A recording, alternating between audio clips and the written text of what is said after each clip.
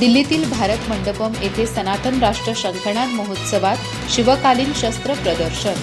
दिल्लीमध्ये कायमस्वरूपी शिवकालीन शस्त्र संग्रहालय उभारण्याचे सांस्कृतिक मंत्र्यांचे आश्वासन। विद्यार्थी, पालक व मान्यवरांचा उत्स्फूर्त प्रतिसाद, राष्ट्रभक्तीचा जागर।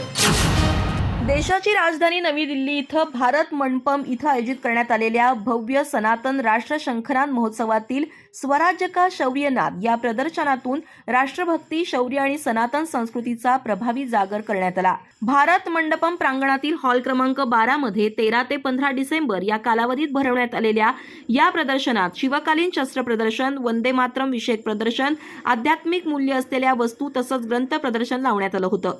या प्रदर्शनात शिवकालीन शस्त्र केवळ पाहण्यापुरती मर्यादित न ठेवता उपस्थितांना ती प्रत्यक्ष हाताळण्याची संधी देण्यात आली। यामुळे हिंदवी स्वराज्याच्या काळातील पराक्रम, शौर्य आणि राष्ट्रनिष्ठेची जिवंत अनुभूती उपस्थितांच्या मनात निर्माण झाली। या पार्श्वभूमीवर दिल्लीचे सांस्कृतिक मंत्री कपिल मिश्रा यांनी दिल्लीत कायमस्वरूपी शिवकालीन शस्त्र संग्रहालय उभारण्याचं आश्वासन दिलं। या प्रदर्शनाला भारताचे माजी सरन्यायाधीश उदय ललित, केंद्रीय सांस्कृतिक मंत्री गजेंद्र सिंह शेखावत, केंद्रीय ऊर्जा राज्यमंत्री श्रीपाद नाईक, केंद्रीय संरक्षण राज्यमंत्री संजय सेठ, राज्यसभा सदस्य, भाजपचे राष्ट्रीय प्रवक्ते सुधांशु त्रिवेदी, दिल्लीचे सांस्कृतिक मंत्री कपिल मिश्रा यांच्यासह संत, महंत, प्रशासकीय अधिकारी, वरिष्ठ पत्रकार, संपादक, साहित्यिक, पोलीस अधिकारी, उद्योगपती, अधिवक्ते, लष्करी अधिकारी आणि हिंदू संघटनांचे प्रमुख मोठ्या संख्येने उपस्थित होते। दिल्लीतील विविध शाळांमधील विद्यार्थ्यांनीही मोठ्या संख्येने या प्रदर्शनाला भेट दिली। शिवकालीन शस्त्रांची रचना, त्यातील बारकावे, उपयोग आणि त्यामागील विज्ञान विद्यार्थ्यांनी प्रत्यक्ष अनुभवातून जाणून घेतलं।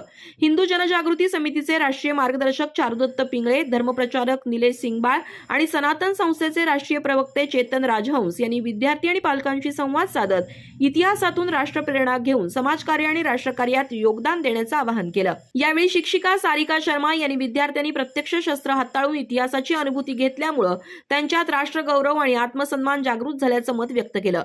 विद्यार्थिनी पूजा कौशिक हिने छत्रपती शिवाजी महाराज आणि राणी लक्ष्मीबाई यांच्या कार्यातून राष्ट्रासाठी काहीतरी करण्याची प्रेरणा मिळाल्याचं सांगितलं।